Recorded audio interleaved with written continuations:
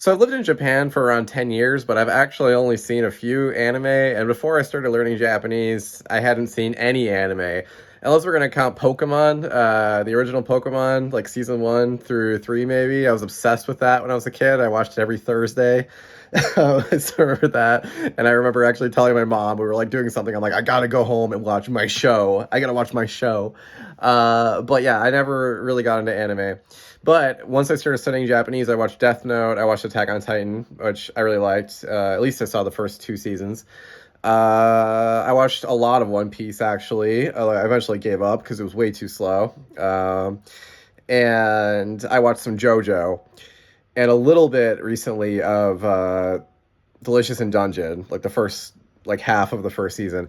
But yeah, does anyone have any other recommendations for stuff I should watch? Like, because me personally, okay, there's one thing I can't stand. I hate, I hate an anime when like something is happening and they just scream about it for like 5 minutes because they're trying to like drag out the length of the manga to match the runtime of the episode. I know that probably takes out like 80% of animes already.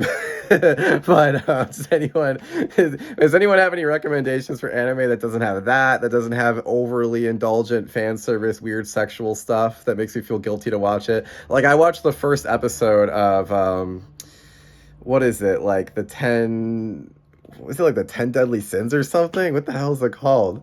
I can't even remember. It's something like that. And the first episode was crazy with that stuff. And I'm like, I can't watch this. Like, this is just too weird. Even after living in Japan for 10 years, guys, I still can't do it. So, yeah, if you have recommendations for anime that doesn't have those two things, please let me know and I'll check it out. All right, thanks, guys.